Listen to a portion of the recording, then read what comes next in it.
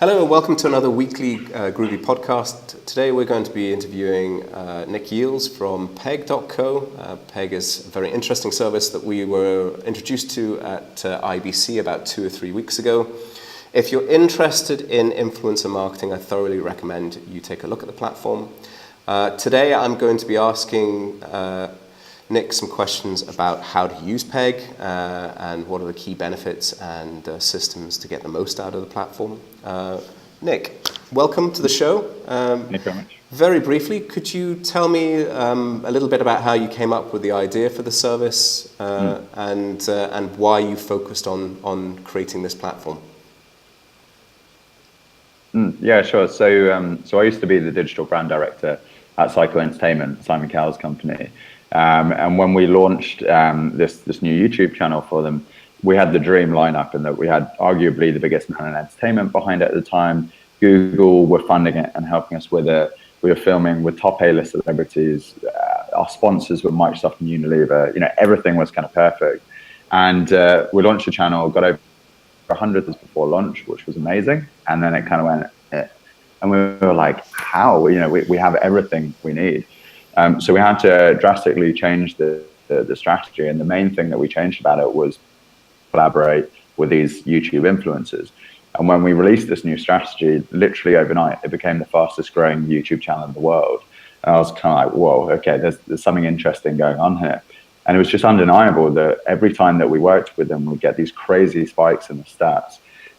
My background was I used to run a creative agency working with brands.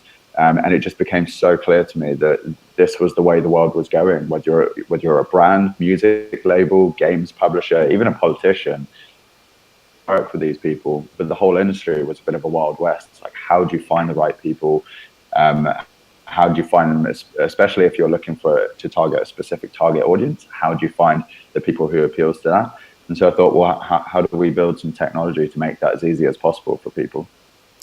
Interesting. And so when you first sort of embarked on this process, what were you doing back in the days when you were trying to build up this channel? How were you locating the early influencers? Were you coaxing them into supporting your endeavors?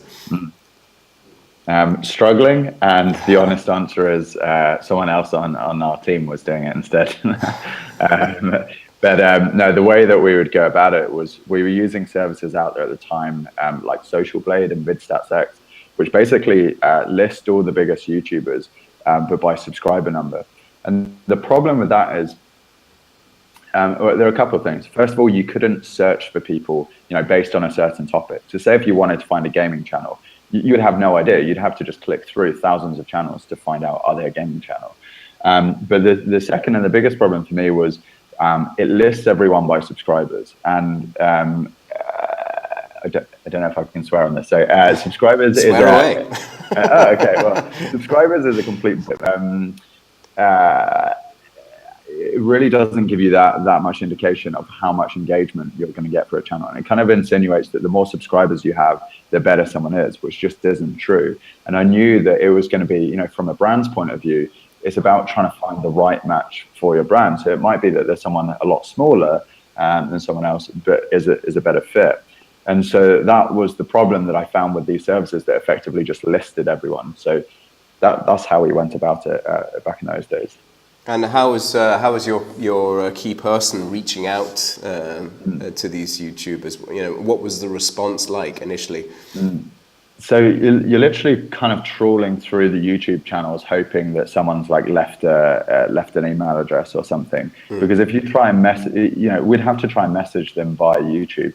But the problem is that they just get spammed by thousands and thousands of fans. That it's really, really hard to get through to them. So we would just have to go about it like that, and it was a struggle. Let's put it that way. Was Twitter also an interesting way of reaching out to these guys? Was that if they didn't leave any kind of contact details, as quite often YouTubers don't because of that spam issue? Did you find that you were using Twitter as well to do that initial reach out? We could try sometimes, but the problem was, we certainly face this being Psycho Entertainment, and I'm sure a lot of other brands find this, that you don't necessarily want those messages to be public for everyone to see. Twitter isn't always the kind of most efficient way of going about it. And also, again, you just have the same problem that they just get messaged so much by fans as well, that it's still hard to get through to them. So what we'd often have to try and do is find out, did anyone manage these people? Did they have agents or managers or multi-channel networks? And then try and go via them. But again, this was very early days, right? Not everyone had representation. Okay, so that's the Wild West period. Now we have a fantastic service called Peg.co. In a nutshell, what does Peg do, and how does it help anyone who's got a bit of content or a product that they want to sort of break out? So we're essentially building a platform to help people find, connect, and collaborate with influencers. The simple way to look at it is, I say it a little bit like a LinkedIn that we're building for the influencer space. So you can search for people not just based on the kind of content they make, but even the audiences that they appeal to, even what brands they've worked with previously. So you get this full kind of professional profile of the influencers, and then you can contact them directly via the platform as well. And without giving any sort of trade secrets away here, obviously you've got some black box technology that's going out and doing this kind of stuff. But if you're coming across a platform for the first time, one of the things I found fascinating was the ability to break it down by country very quickly. This idea of being able to see other brands that these guys have worked with. But how does the actual messaging system work? You know, if I try and contact someone within Peg that I've found, say Boris in Poland for my game launch, will your platform facilitate the communication to this user? Yeah. So basically what we do is there's effectively 3 different ways that you can contact people via the platform. So one is if the influencer themselves has signed up to the platform and specified what email address they want it to go through to. Secondly is if either the agent manager or multi-channel network, or MCN as I refer to, has signed up their talent on the platform, and then it goes directly through to the representation. Or thirdly, if we don't have either of those, we also have gathered thousands and thousands of publicly available email addresses. But then what we do is we give it a contactability score. So you'll see on the little message button, you either get a red dot, orange dot, or green dot, which basically gives you an indication of how likely are they to respond. So if they have signed up directly themselves, green dot, yep, you're very likely to get a response. If we're using a publicly available email address, it will definitely still save you a lot of time having to try and find that, but we just can't guarantee how likely it would be that they would respond in that case. Okay, interesting. Okay, so that I would imagine would save hours and hours of work. Say you have come across your dream group of influencers, you've managed to sort of hone down 3 or 4 people that you think fit with your product. What is kind of the next step? What advice would you give to someone reaching out to an influencer? Yeah, so there are a few kind of key rules, I think. One of the big ones is I really think when you're working with influencers, you have to trust them. So one of the biggest mistakes that I see in this industry is that people treat influencers like a piece of media.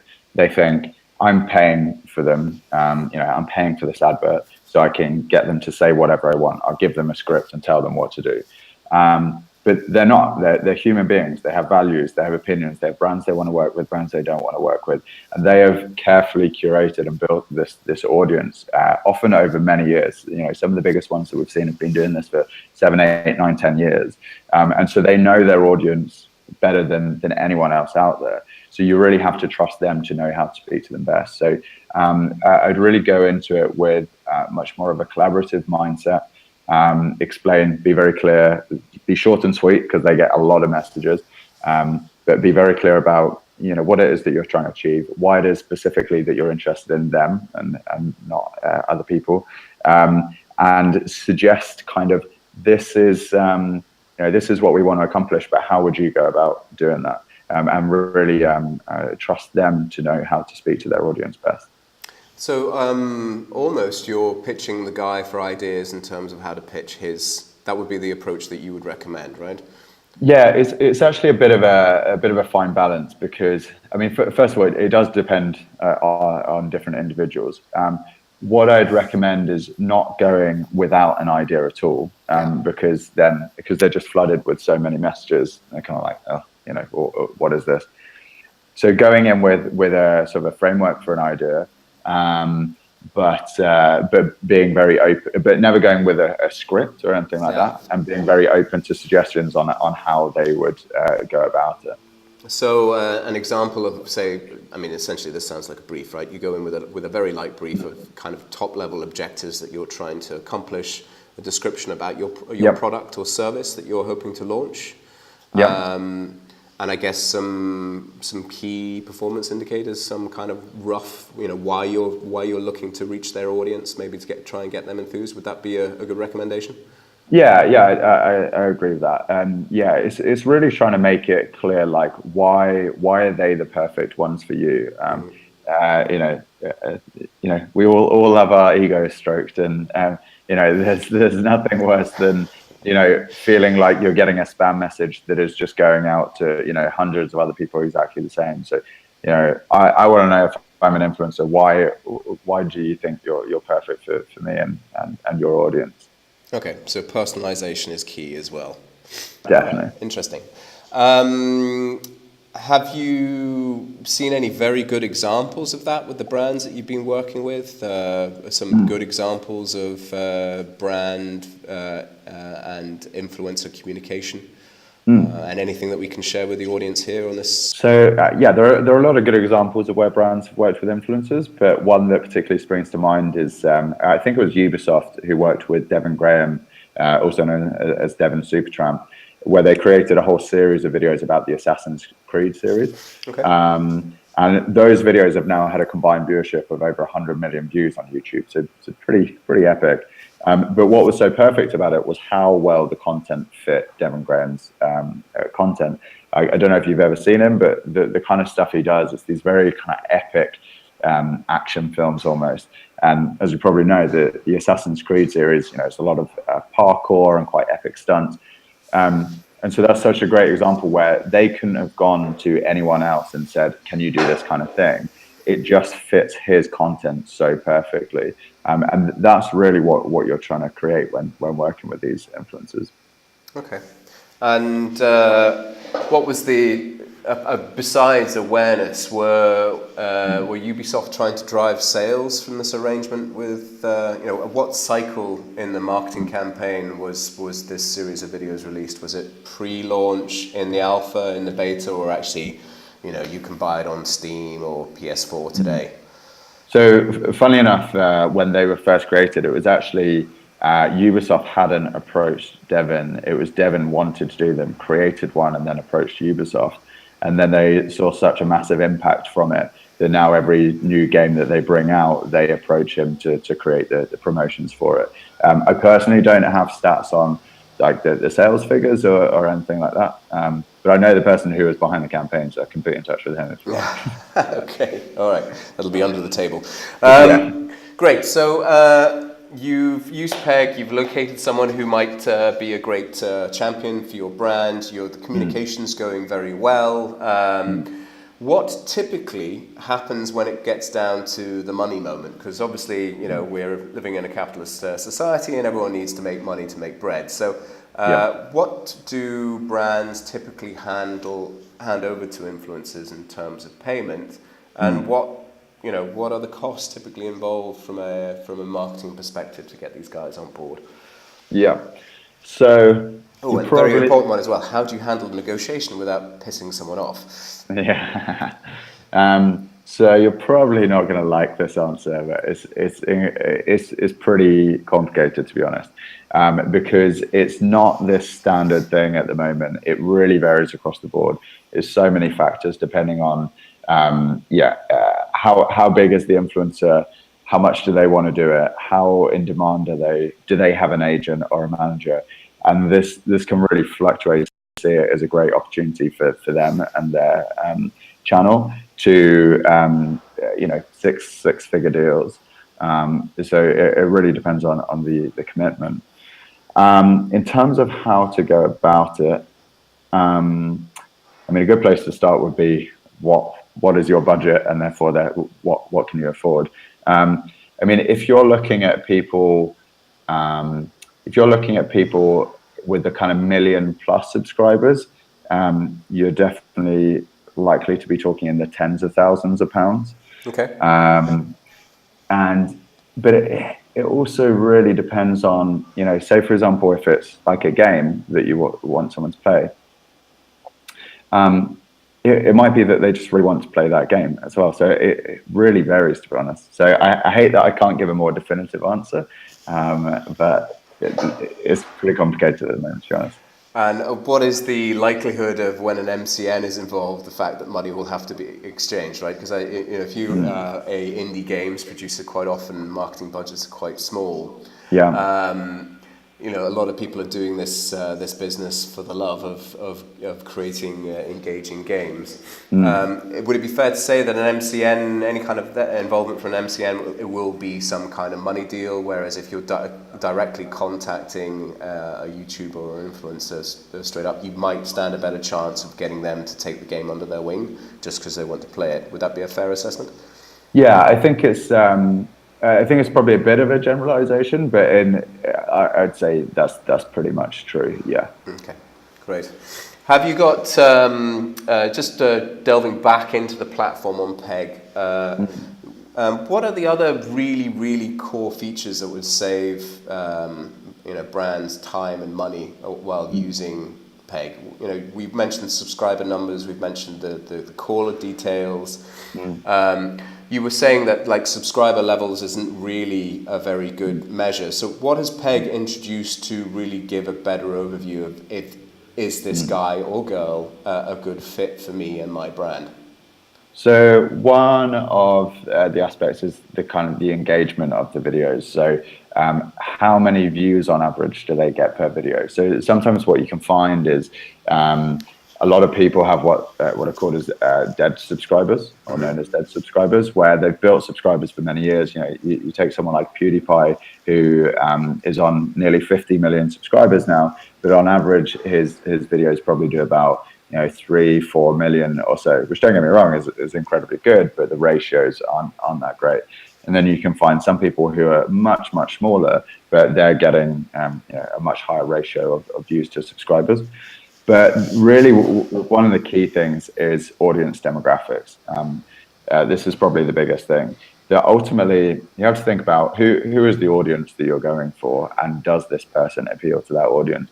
Because a lot of the time we see brands making mistakes where they want to work with the biggest, the 10 million subscriber plus people. But the reality is, when you delve into the audience demographics, they only hit 5-10% of that audience. So you're paying for 90% wastage. So with Peg, what you can do is you can filter by who's the audience that you're trying to reach, who appeals to that audience, and then you can work with people who are much smaller, actually have a high percentage of the audience that you're trying to reach. Oh, very interesting. Okay, we discussed this very briefly in Amsterdam. I found that fascinating, and it ties in a lot with the way that we approach our own marketing with the films that we work on at Groovy. Everything is so audience specific, particularly on social media. If you get the target wrong, the fireworks don't go off. Let's put it that way. Exactly. Yeah, exactly. Nic, thank you very much for your time. Written up and published. I'll be sharing you a link as soon as we've got this in line. It'll probably be in the next couple of weeks. But in the meantime, thank you very much for your time. That was a fascinating interview. Thank you very much. If anyone's interested in finding out more about influencer marketing, I would thoroughly recommend going to peg.co. It's super simple to use. It does everything that it says it does on the tin, and you've also, if you're having a bad day, you can press the heart button at the top, and the site will tell you that you're wonderful, which everyone needs to hear from time to time. Nic, thank you again. Have a great day. Bye. Thank you. Bye.